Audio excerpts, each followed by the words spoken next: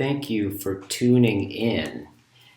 I'm excited to host and announce this video where we discuss and announce the next Circling and Dialogos weekend training. That's February 19th and 20th. That's a Saturday and Sunday. 10 a.m. to 3:30 p.m. on both Saturday and Sunday, and that's Pacific Standard Time. There is a discount if you sign up 2 weeks before the course starts, which is February 6th. The link to register is in the show notes below.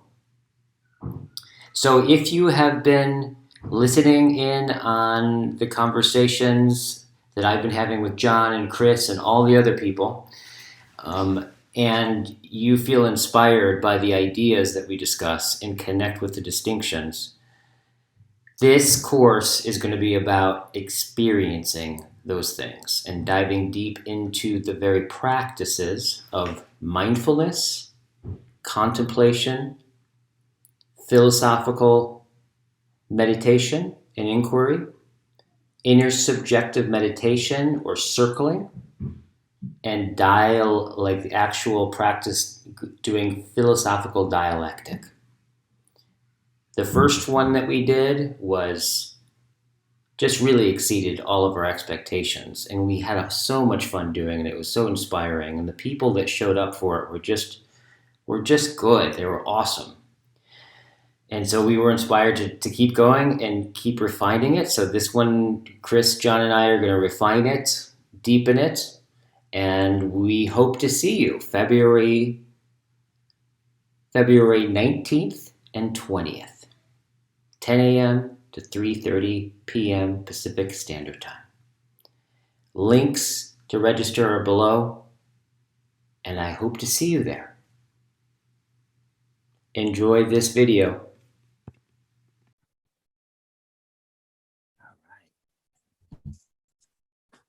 So I'm super excited to announce the next Dialogos and Circling course. It'll be our second one. And the first one, I think, really exceeded our expectations. And so I just wanted to take some time, and we'll be doing a number of different videos and stuff, talking in more detail, and probably do it like a question and answer video, those kinds of things. But mostly I just wanted for us to get together and essentially announce the next course, let people know where it is, and then say a few words of like why we're doing it, what the course is for, where we see this is going, and what it's addressing. So I would just say that I as I'm saying this sentence right now, I'm just present to the how much this has been emergent out of a community of people, right? We've been circling around something and having conversations. And the conversations on some level have been revealing what we're circling around. And one of the things that we started noticing was that there was this intimate relationship between how we circled around it and how it showed itself to us. Yes. And that precisely we're like realized and recognized that actually on one level we stumbled on to something new from a certain perspective, but really something really ancient that goes back to the very beginnings of philosophy and Plato and Socrates. So I'm really excited to what we're doing together here. Yeah, I am too. I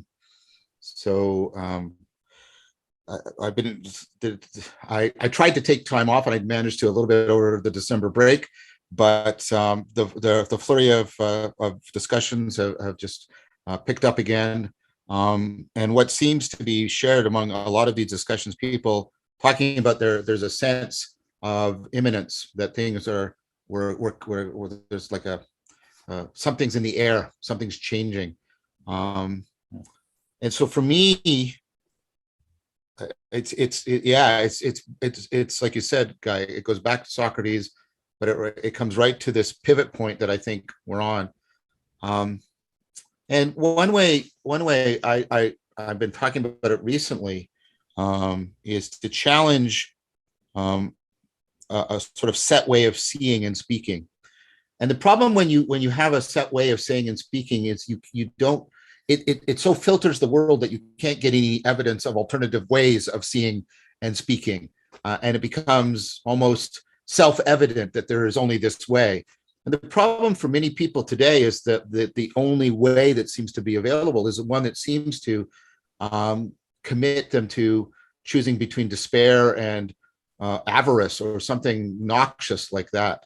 And many people are like, we're seeing major moves that people are rejecting that. The fact that people are not going back to work after COVID, well, after COVID, but anyways, right? And one of the ways I'd like to put it, just to bring up, and I'll try not to use too many large words, multisyllabic words, but Paul Ricoeur talked about the fact that we were launched into what he called the hermeneutics of suspicion. This was given to us by Freud and Marx and Nietzsche, and we could amend that and add Derrida, who was contemporary with Ricoeur. And the hermeneutics of suspicion takes as its exemplary moment of truth the moment when we uncover the conspiracy, when we reveal the secret motive, when we uncover the malicious agenda, right? And this is the moment of truth, and this is taken as the measure and the measure of how we are supposed to ultimately frame reality. Now, that's the problem with the hermeneutics of suspicion is twofold. One is it breeds distrust of the world, of other people, of oneself. Yeah. And it breeds cynicism and ultimately nihilism. Yeah. Now, but people might say, but it might be true. But the problem is it can't ultimately be ultimate. The point that many philosophers, Merleau-Ponty, Heidegger, Hegel, right, is you can only realize one thing's an illusion in contrast to another experience that you take to be real. Yeah. You can only realize that you've been self-deceived in a moment of self-correction, right? Yeah. You can only realize that you've been limited when you transcend that limit. There's multiple ways.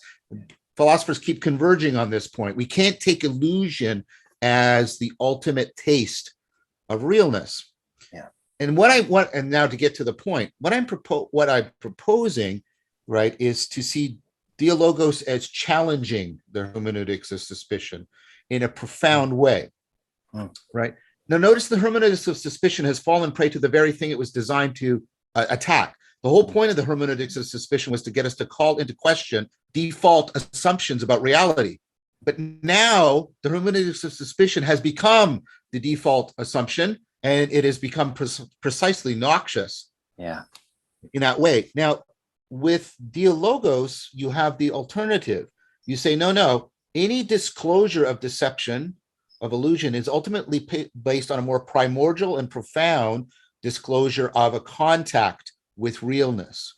Yeah. And then the exemplary moment of truth isn't the discovery of the secret cabal. Yeah. It's the moment of the co-emergence of shareable and shared insight. It's the hermeneutics of beauty.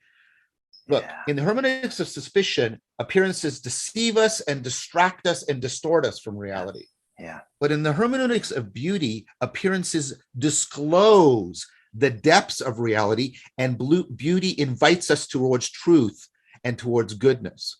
Yeah. And the point is that the hermeneutics of suspicion, while it's pretending to be foundational, is actually deeply parasitic upon this, the hermeneutics of beauty. And Dialogos gets us to remember, re-experience, relive this, reappropriate it, so that we can challenge fundamentally the hermeneutics of suspicion. What if you could taste a way of seeing and being with yourself and other people that what gave you a sense of the capacity to trust yourself and other people and reality in a deservedly rational fashion?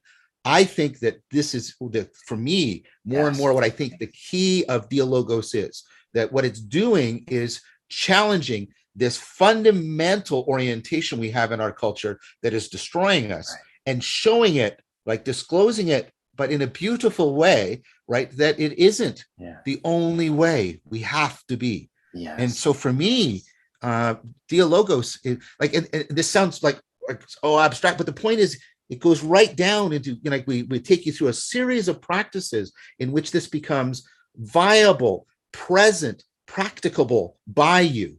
That's why I think Dialogos is so important. Yeah, absolutely. Very nice. Absolutely. It's funny, because part of why Dialogos is able to do that is because it changes.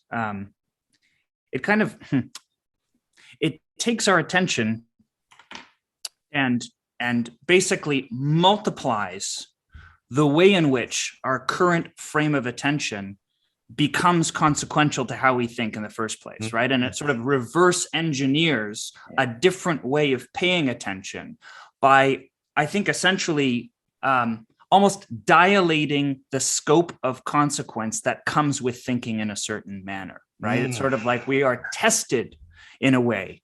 And the point of Dialogos isn't sort of to test your mettle or to test your intellect or anything like that, but it is, I think, a test of how your attention is sharpened or not sharpened, and where it seeks to go automatically and instinctively, right? That's one of the things that you find out in dialogue, is you find out where you tend, right? That quote, I can't remember whose it is, John, but you like to repeat it often, of Socrates taught me how to talk to myself. Antisthenes. What did you learn from Antisthenes? What did you learn from Socrates? I learned how to dialogue with myself. Right. Yes. Right. Right. And so that's a huge part of it, that the relatedness of dialogue and the relatedness of Dialogos reverses itself back into the interior, just as it does between persons, right? And so it's an exercise in how to better keep our own company by knowing how to direct our attention within our own company, right? And marshal our attention, right? I think of like that persistent Platonic metaphor of the chariots and the pilot of the chariots, and the cohering of the different forces, the different loves. And Dialogos, I think, is it's, among other things, it's a kind of way of arranging those loves so that the attention is paid to the highest possible order within the scope or within the context that's given by the moment, right? But it's really just it's even in the word philosophy, philia, Sophia, philia being the love and intimacy of fellowship, right? Of community, of friendship in the deepest sense of the word, and Sophia, wisdom. And I think they, from the very beginning, philia, Sophia, they go together. And this is the thing that I want to emphasize, and I don't think we can emphasize this enough, because a lot of times people think about something like philosophy and they think academics, they think kind of abstractions, those kinds of things. But actually, back to the point, the point both of you were getting at, actually what we're talking about, that it's possible to be in relationships with people and to commune together in such a way where we don't just sustain or idle together, but we actually can disclose more of reality, right? In the very way that we relate. And this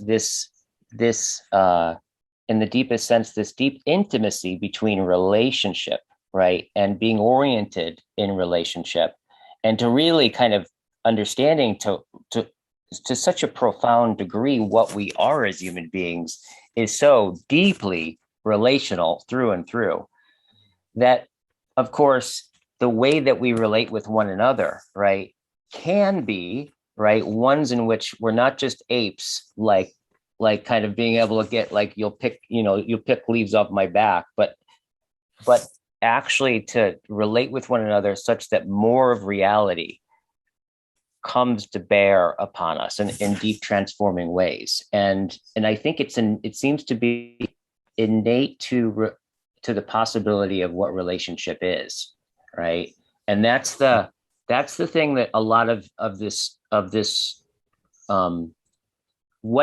what had us come together and do this course is seeing this interconnection between friendship and basically deep, profound conversations, right? This Yes. way where they mutually disclose one another and deepen one another. And so me having started circling back in 1998, which is essentially a relational practice, we were like, well, that's really getting at this philia part of it. And but there's also naturally it discloses in these kind of these transcendent kinds of experiences, right, that seem to go together. And so we did our first one a number of months ago, and it's so, like, when we did the circling and the personal intimacy and all of that right at the beginning, it's so beautifully turned into the philosophical conversation, the conversation for wisdom. I just thought it was really stunning. Yeah, I think, I mean, what Dialogos does is it retutors you, not in thought, but in attention and perception, about that, you know, persons are, they're especially disclosing of being, of reality, because they're kind of the apex of being, and then an aperture into its depth, an apex aperture, because right, human persons represent sort of actualizations of reality that give us access to how we see everything else, right? I mean, and that can go from something very, I don't know what adjective, primitive, to a kind of animism or an anthropomorphism, to a profound realization like that. No.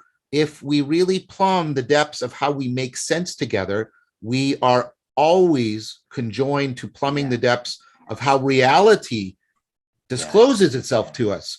And I put it to you that one of the things we're all hungering for, above and beyond the particular hungers and angers that we have right now, is we're hungering for a contact, and it's this stereoscopic contact. We want more contact with other people, and we want more contact with what's real, and we want those two together. And what Dialogos does is it brings those two together. The philia is, we start to get people, they almost universally say they just rediscover a kind of intimacy that's neither sexual intimacy nor just companionship nor economic interdependence. It's this more primordial kind of intimacy, the fellowship, the philia, that contact with others. And then they start to, especially when we do the course, is they start to recover through that intimacy with others, and then through the others and intimacy with themselves,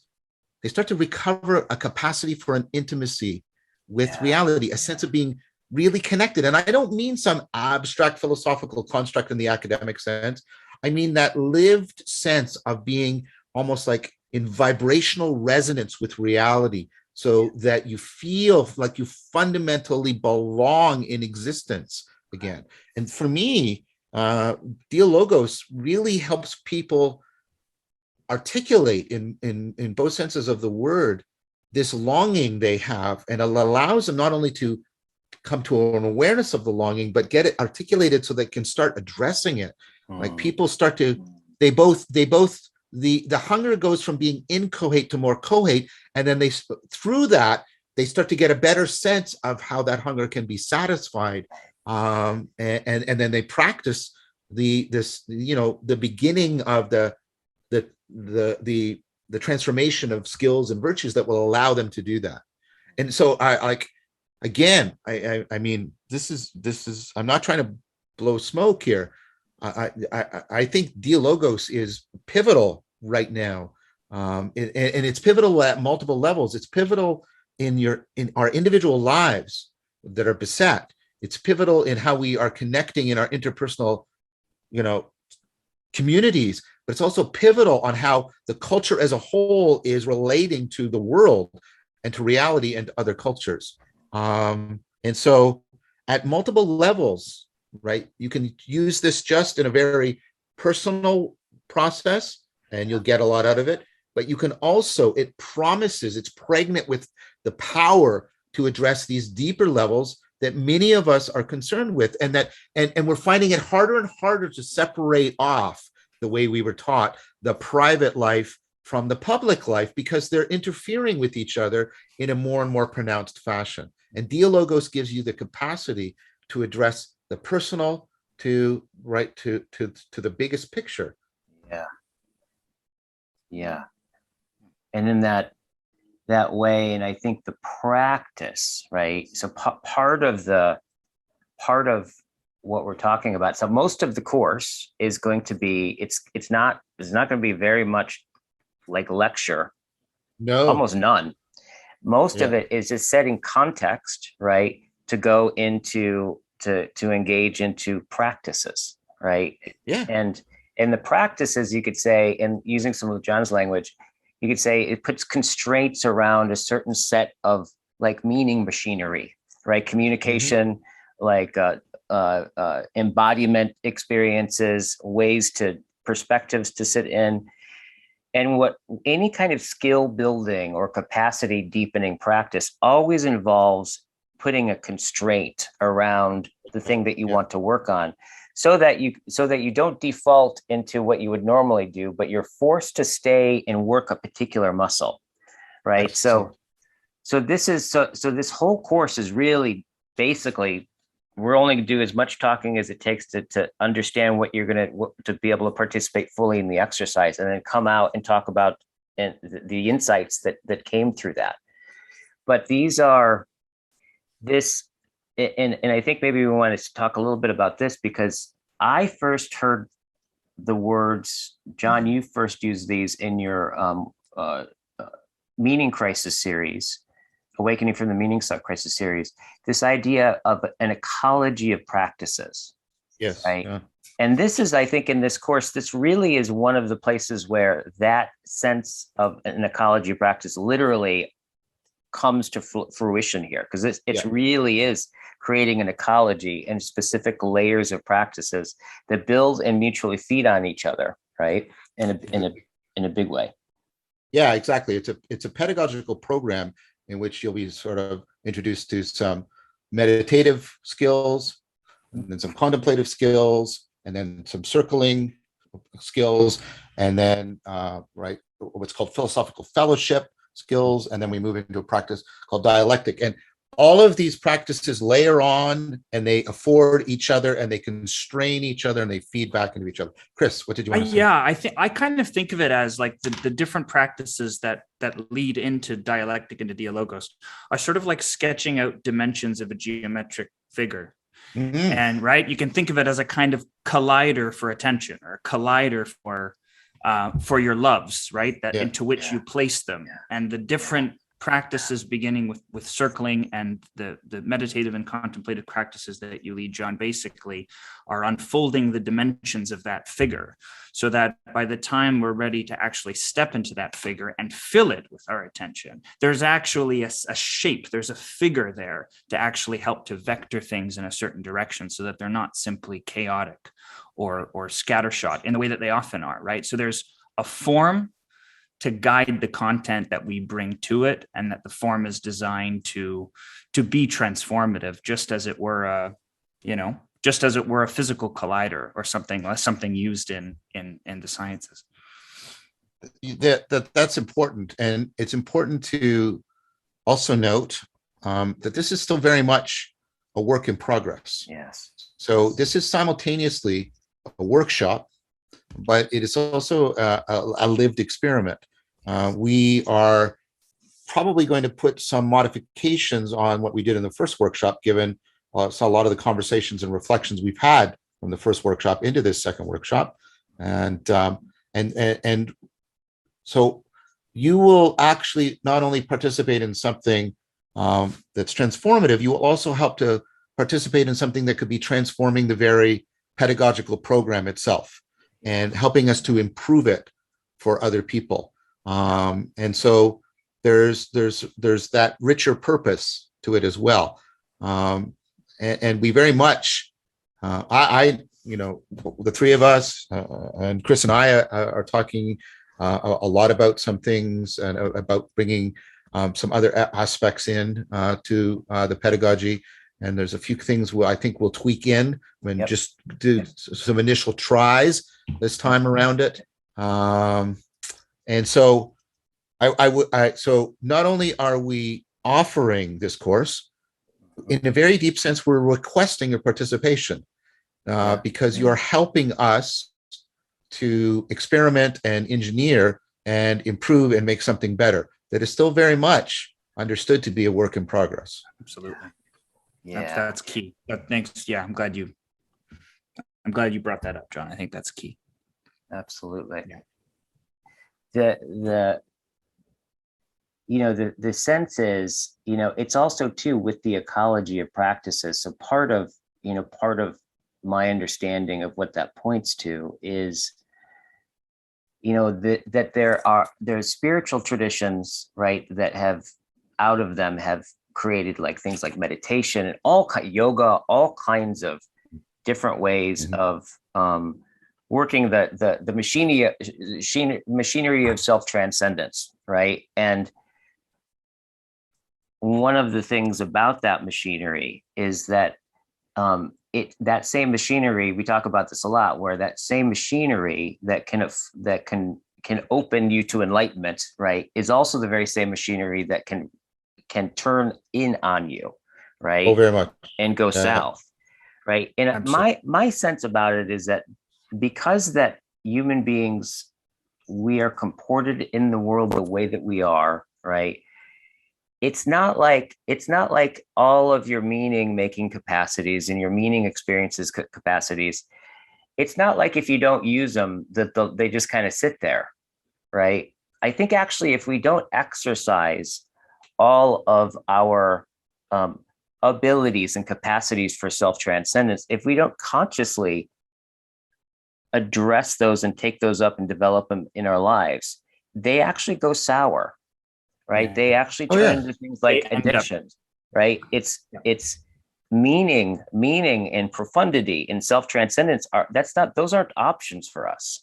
When those are they find their, if they're not directed properly, they find their resting place. They find their home in lesser objects. Yeah. Right. Absolutely. And lesser realities. This is a Socratic and Platonic insight. This is right there. I mean, and there's books of the Republic just dedicated to the fact, if you're not pursuing, like, wisdom is not optional. And in that sense, philosophia is not optional, right? You're either doing it explicitly or you're doing it implicitly. And if you're doing it implicitly, the chances are it's being beset by your bias and you're being manipulated by the machination of other people. The degree to which you're ignorant of something is the degree to which you're imprisoned into it. Yes. Right. And Guy's point and Chris's point is, it doesn't just sit there sort of latent. It is a dynamic self-organizing capacity within you, and it will evolve. And you have to.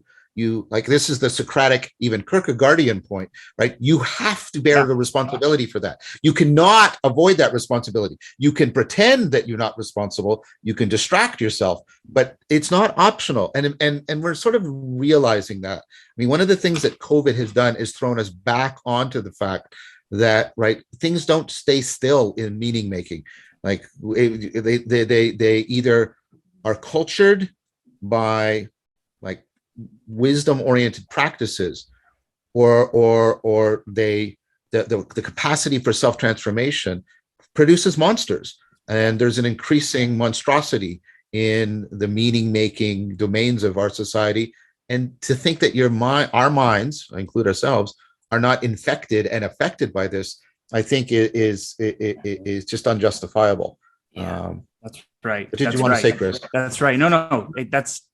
That's exactly it. And when it's working properly, what Dialogos is intended to do, in part, is to lend consciousness to the implicit despair, in the Kierkegaardian language, or the implicit lack that we find ourselves in, whether we're conscious of or not. And I like that. I like that that point goes undersung very, very often. This idea that it is not an option. We can't opt out of it.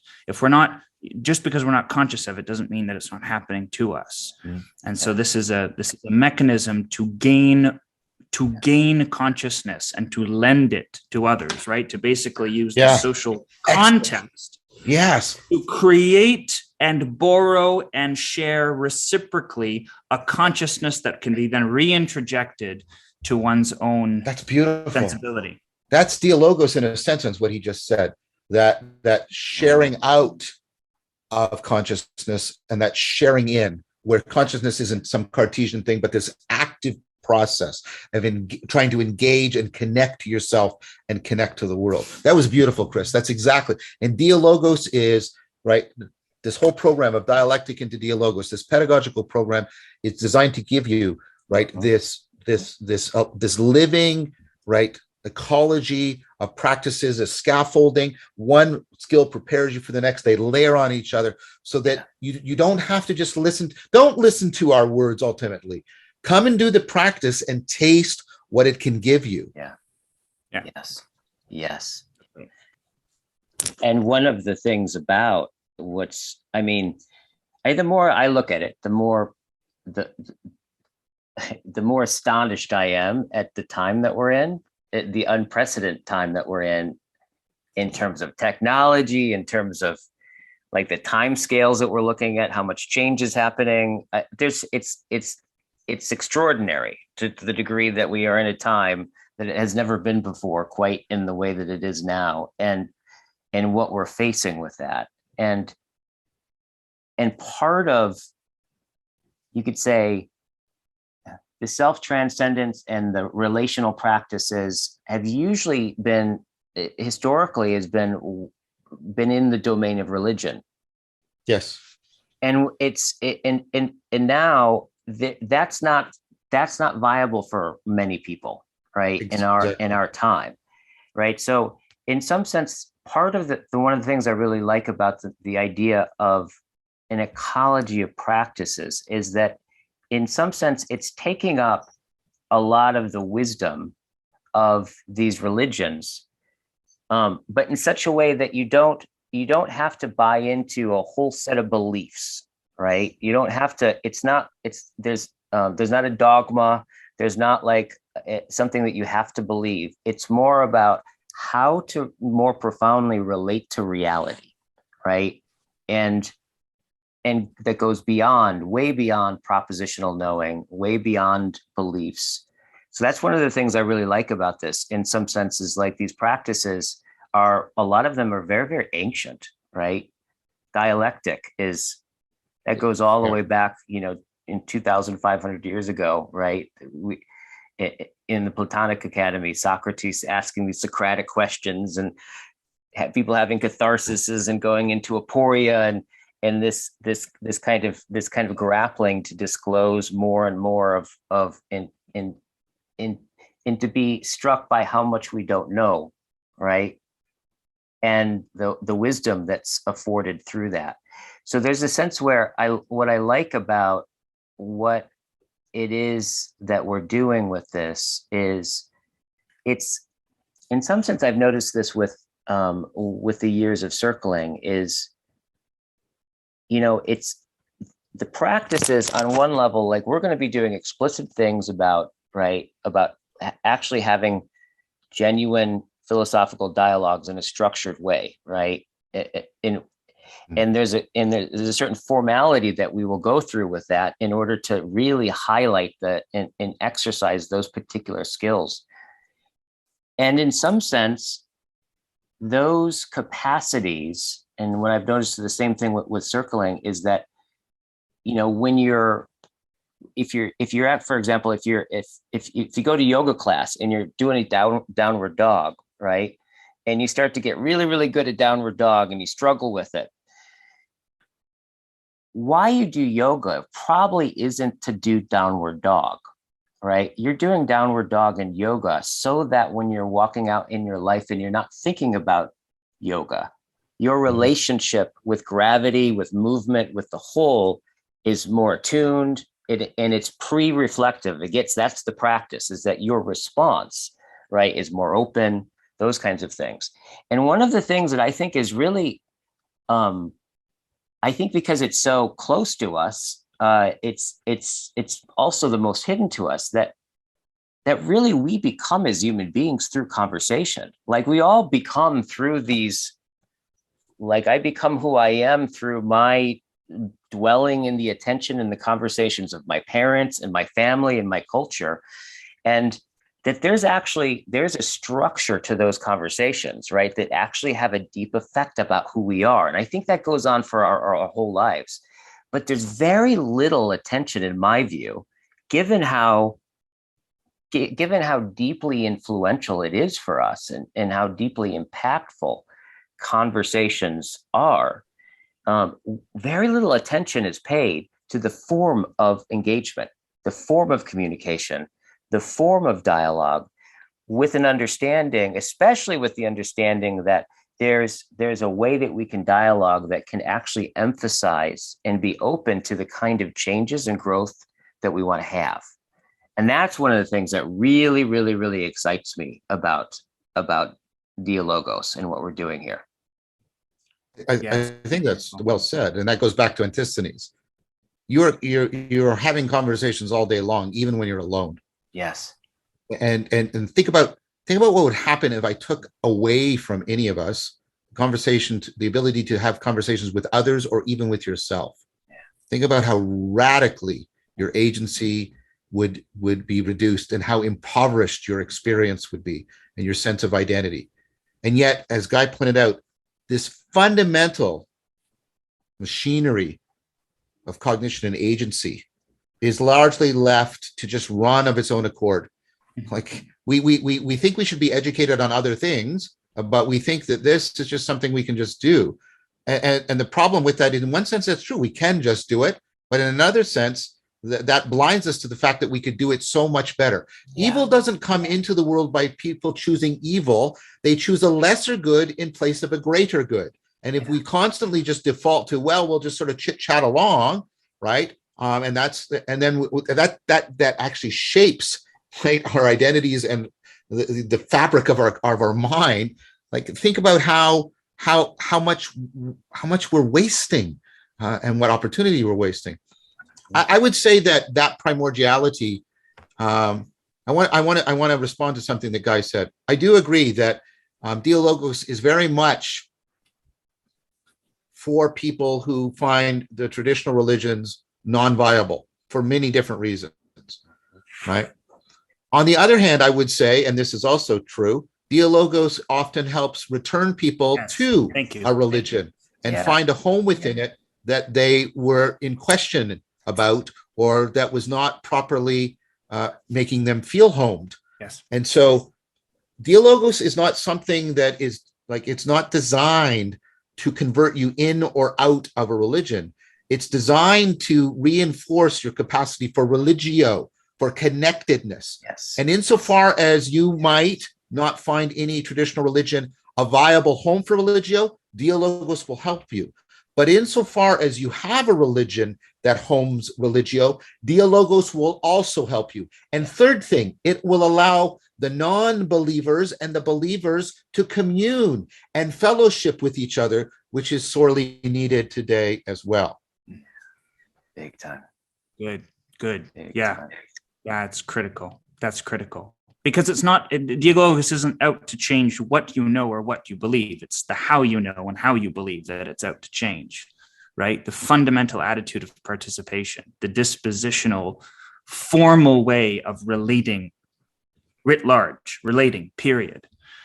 And I think of one way of thinking about it when we talk about the voices, the conversations that carry on unnoticed inside of us.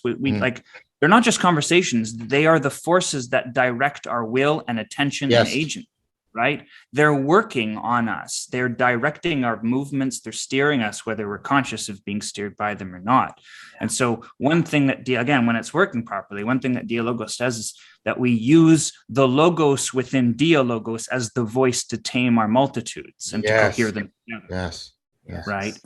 Yeah. So that there's a consciousness that the multivocal nature of ourselves and our personalities can be given something like an orchestral conductor to help to bring it into accordance, right? The interpersonal and the intrapersonal, they reflect and reinforce and disclose and articulate each other when dialectic into dialogos is happening. Right. Exactly. So Dialogos wants to give you back to yourself, right? It wants to orient you back to yourself. And that's why it can be, I think we've seen enough to know that just within our experience, not least the tradition that it's emerging from, that in the way that Platonism was so essential to the emergence and the ontology of Christianity and the relatedness of its fundamental hypostatic, right? The sort of the Trinitarian relatedness that came out of it obviously rests on that tradition. And in the same way that one emerged from the other, I think so too can a renewal of religious participation emerge from the profound experience of being in dialogic practice. It's not a certainty, and that's a big statement. Like, let's say that cautiously, but I think there's enough evidence for the fact that that's possible.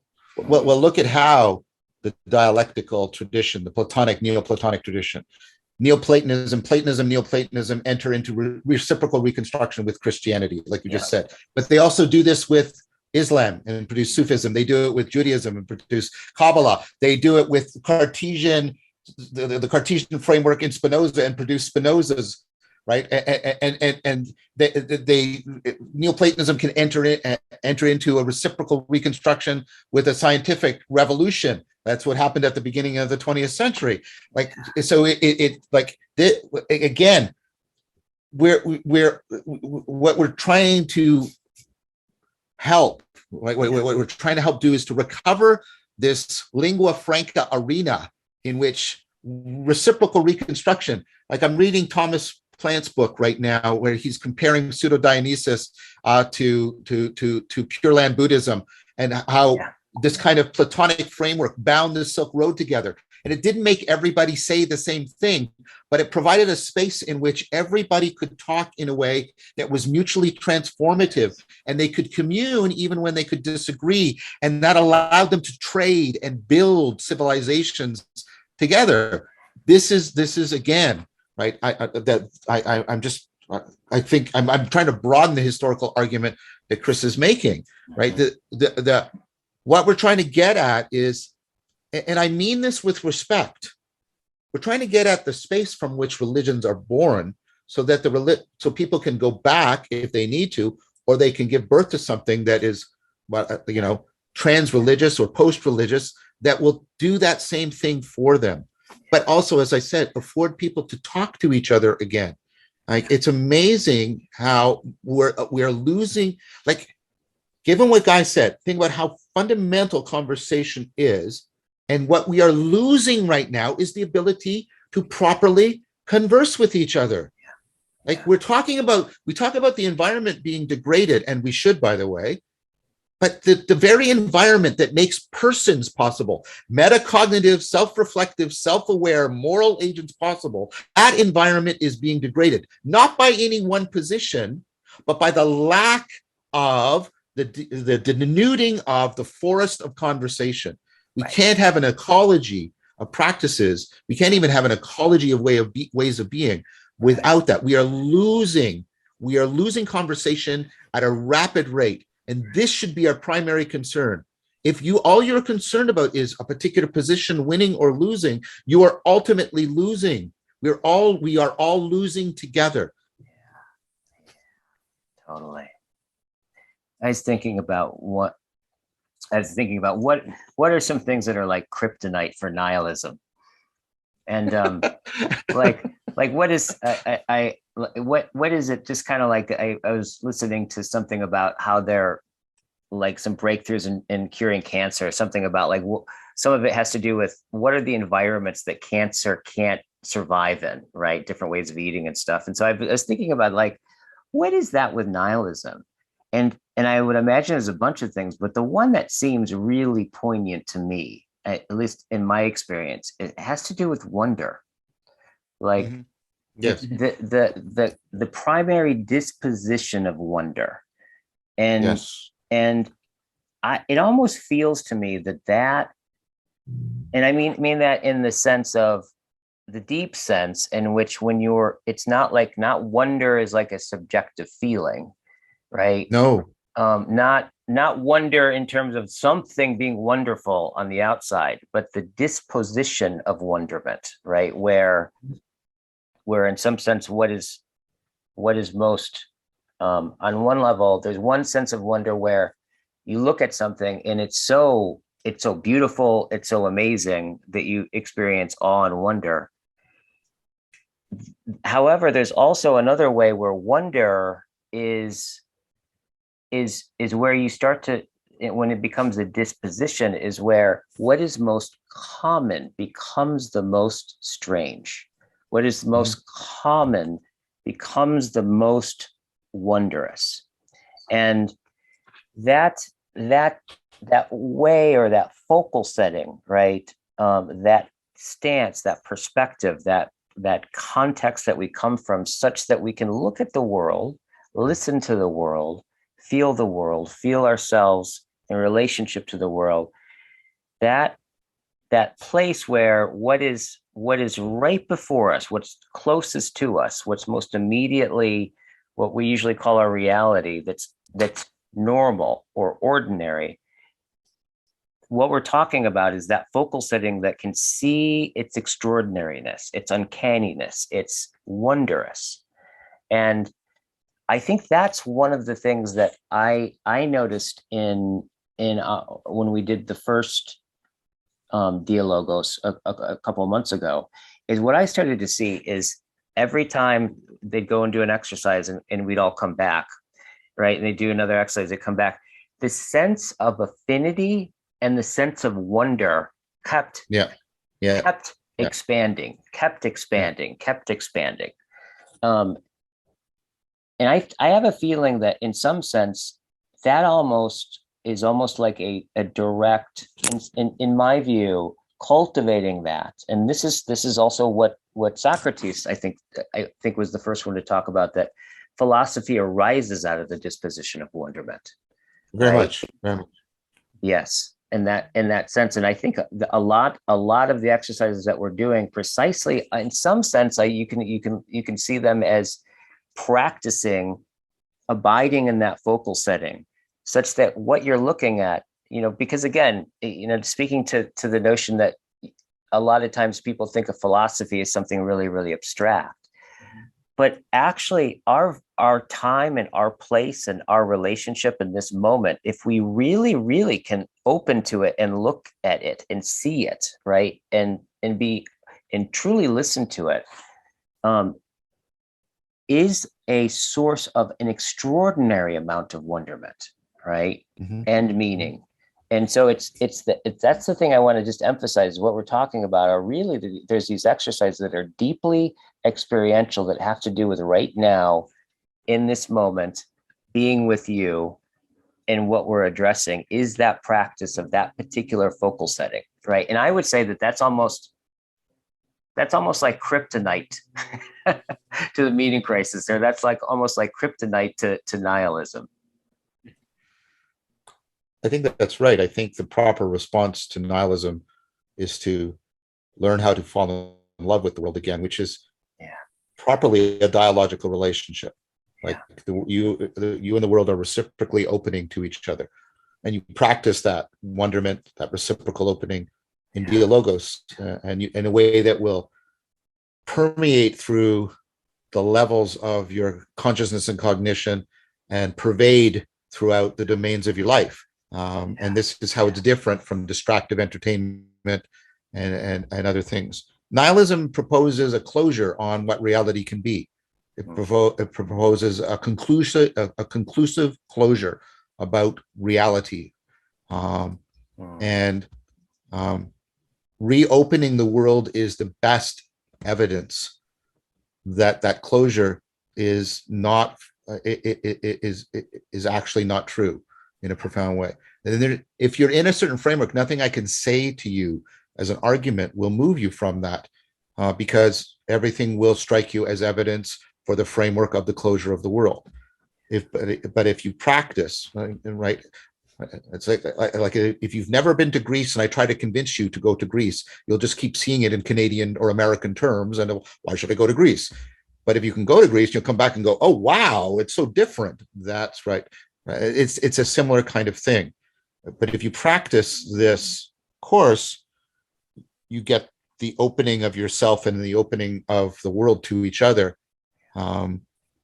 That is the best way of remembering in a deep sense what it is to fall in love with the world. That's, for me, that's the deepest meaning of truth.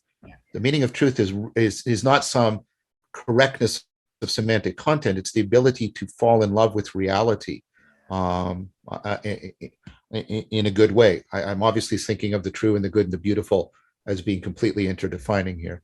Yes. And so, yeah, again, there's a move Socrates would say, like, what you worship is where you spend your time and your attention. And he would often ask, why are you paying so little time and attention to the care of your soul? And what you're trying to do in this course is not going to be complete or finished. It's just to introduce you to the possibility of skills you can train, virtues you can cultivate, character that you can embody, that will set you on a course by which, like, you will again fall in love with being yourself, being with others, and being in the world. And I ask you, like, again, isn't it worth it? And really, I mean,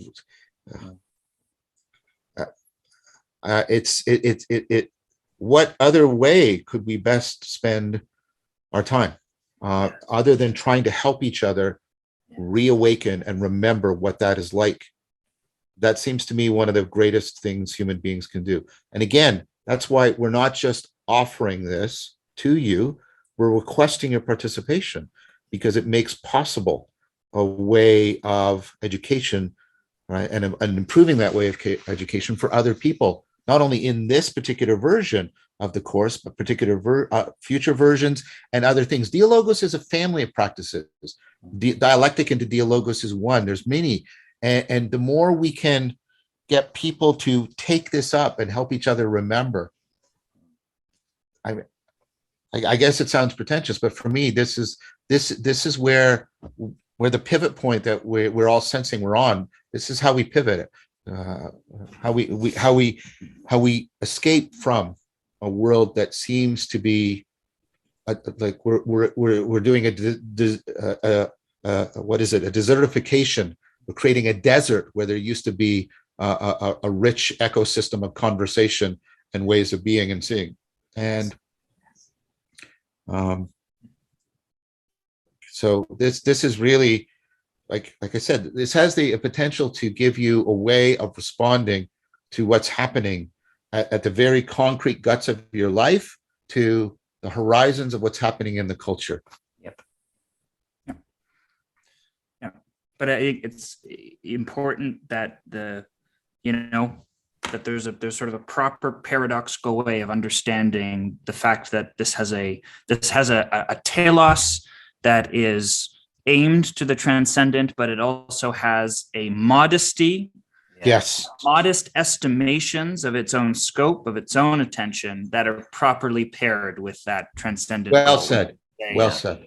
Yes, this is experimental. Yes, this is very much an open-ended exercise. And this is an instance of something that would need to be replicated and reproduced and multiply in both quality and in quantity in order to be efficacious in the longer term, right? This isn't like and I also think, I lapse into this refrain often because I think it's very important, but I know you two agree and understand that a lot of what initially draws people to participate in something like this, people come to these things for different reasons.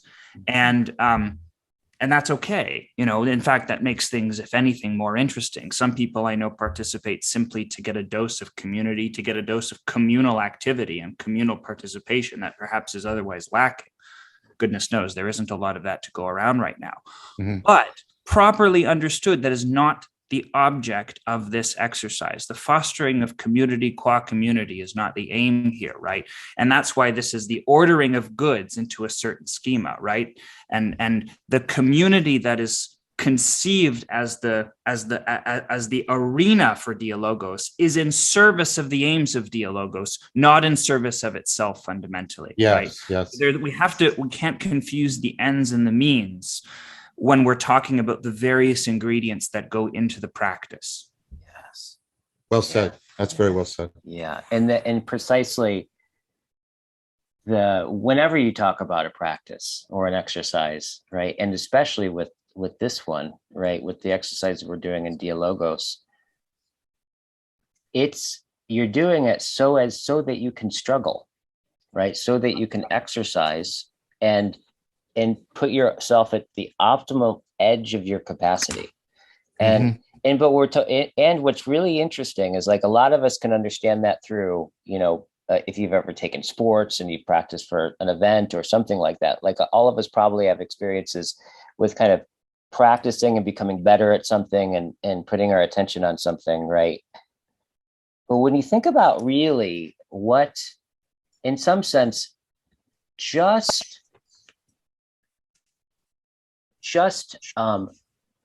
showing up and saying on some level that I am willing to struggle, right? Because there's something, right, that these exercises afford me and others to get closer to, that's inevitably good in itself, in a sense.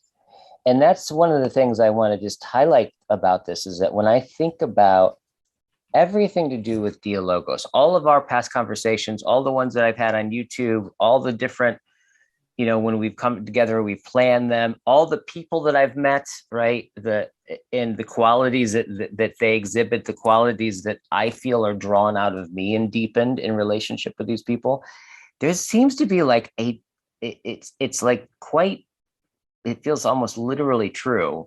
There's something so good about it, like a fundamental goodness, right? That it's coming from such a deep place. And I think that as I'm speaking about this, and as we've been talking, there's a certain to struggle, right? And is Chris highlighted, and he's been a spokesperson for this, and I really appreciate in this reminder about this, which is some of these things that we'll be practicing, right, are some of the more difficult things for human beings to become good at, right? Like, for example, profound listening. Like, it's surprising for me to recognize how little I even noticed that I never listened at a certain degree, right? To really open up to how deeply, and to really, really hear another person, right? Or hear a new horizon open, right? Those kinds of things are things that one becomes good at through dwelling in it, living in that capacity over and over and over again. And I think one of the things, part of what I think has this feeling of the good that shines through all of it, is because ultimately what we're talking about is becoming more intimate with something that is for its own sake, right? The depth of reality for its own sake.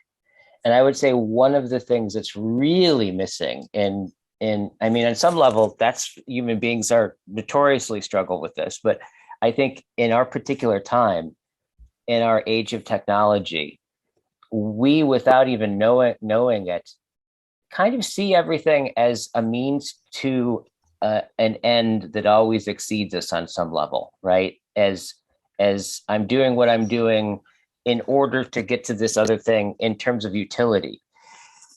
What we're really talking about, what these practices already kind of presuppose, is that what we're going to come into relationship with is a mystery that is for its own sake.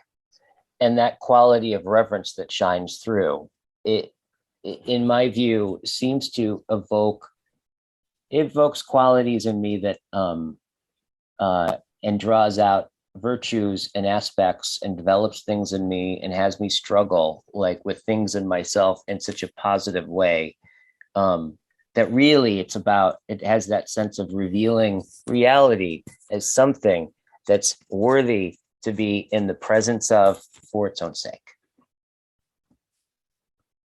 Yeah, meaning, the kind of meaning that goes into meaning in life is, I mean, there's several dimensions to it, but one of the key dimensions is a sense of being connected to something that has a reality and a value independent of my existence. Yeah. The bigger picture, I want to be connected to something larger, bigger myself. People are using space as a metaphor. Susan Wolf makes this apparent, and the psychological research is pointing to this. We want to connect to something that has a reality independent of us and a value independent of us. And that's ultimately why we claim to find truth good.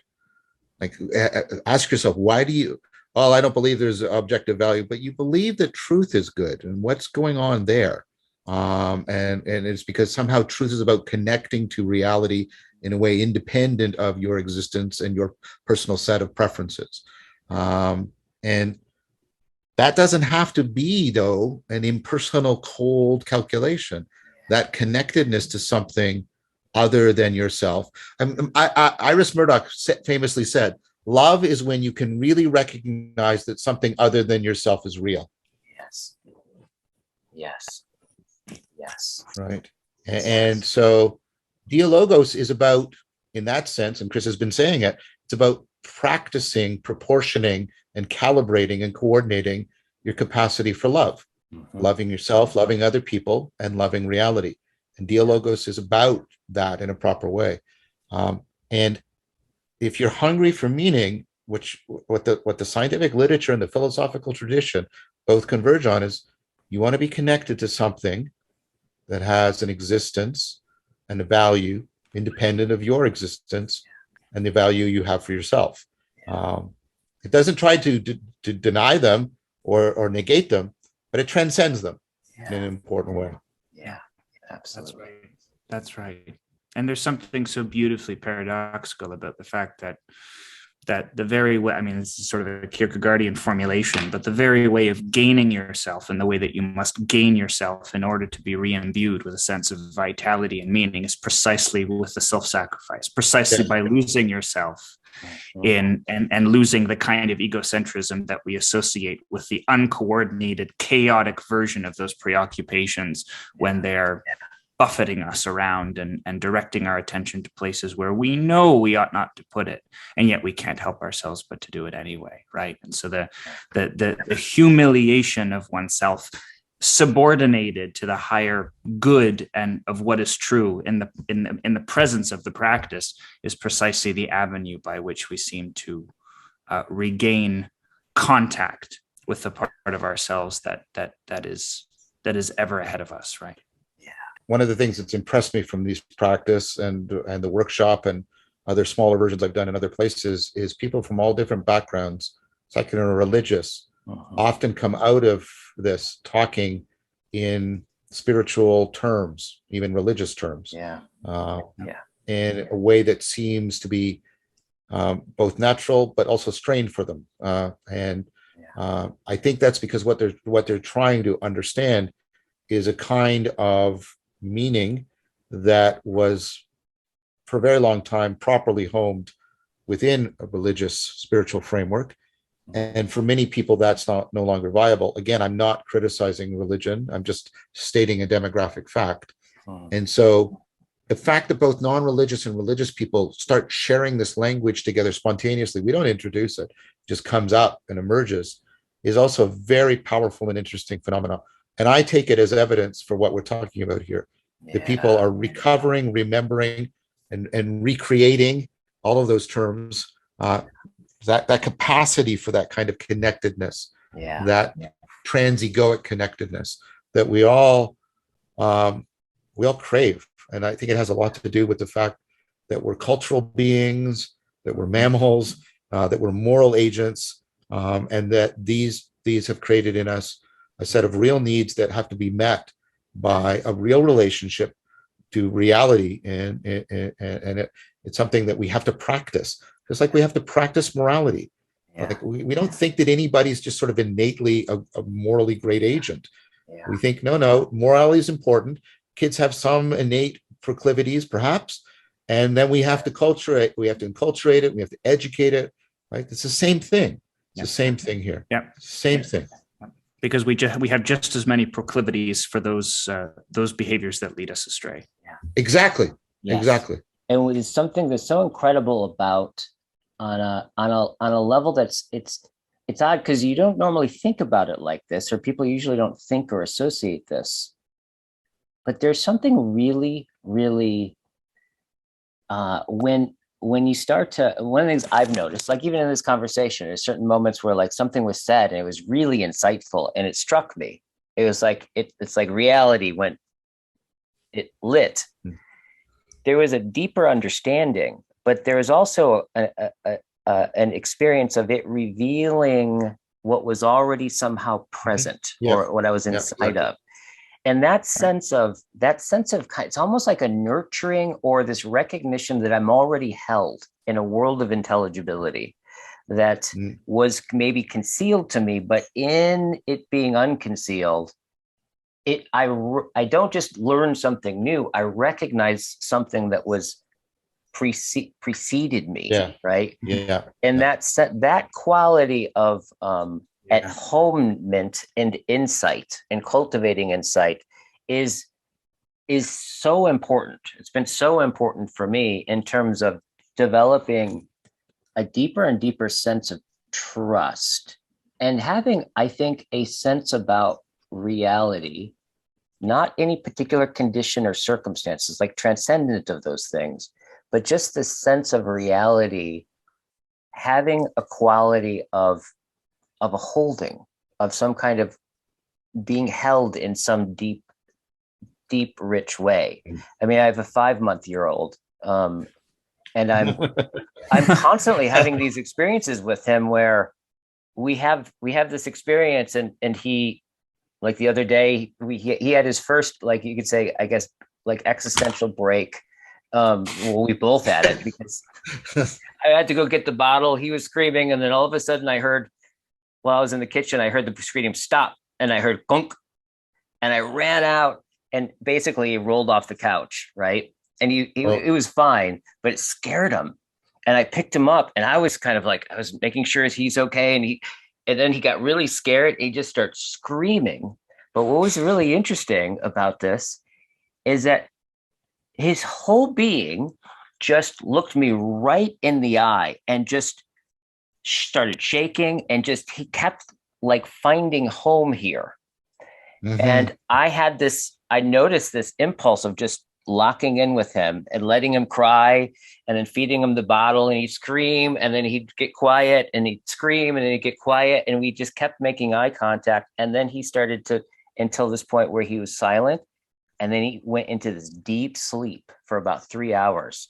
And it was, mom was at like outside. I was babysitting. So I sat in this space at the end of that in silence for like 3 hours with him. And there's something about that silence that it drew forward this sense of this way in which father, son, family, us coming together, this new being coming into the world, our holding of him isn't something that we're doing. It's something we're in. And just that he knew to look me right in the eye, and I knew to look him right in the eye. And the 5 months of history that we've had each other, of that just disclosing, and then finding myself just sitting in that silence of this love and this, I don't know, knowledge, this insight, was on some level something that we both dwelled in, right? That's already there, that's already deeply intelligent. And I would say that, like, in some senses, I would say my ability to notice that and be present to that, and to be with that silence, and then kind of notice it and be concerned about it and think about it and bring language to it, like I'm doing right now, like that's all. All of that for me has been a function of Dialogos, of circling, of Yeah. these kinds of things, right? Of getting together and helping each other attune to what is the most meaningful, what is the most profound, right? The livingness of it coming into existence and being able to comport and attune to that and have that be the most important thing.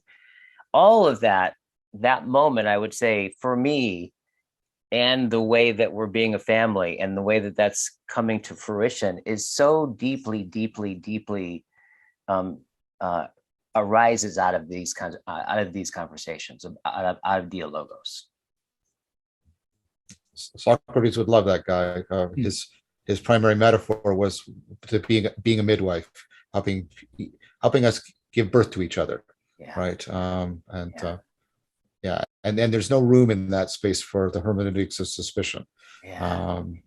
Which is so I think we sort of returned, no pun intended, full circle back to the point that we started. Unfortunately, I need to get going. Absolutely. So just and I will put this at the beginning of the video as well through in the show notes, but our course will be February Saturday and Sunday, February 19th and 20th. It starts at 10 a.m. On both Saturday and Sunday and ends at 3:30 p.m. That's 10 a.m. Pacific time. EST. Yeah. Yep. Pacific. Yeah. California time. Okay. All right. Well, thank you, gentlemen. This has been wonderful. This has been awesome. Thank you. Thank you both. Bye-bye. Take good care, my beloved Talk to you friends. soon.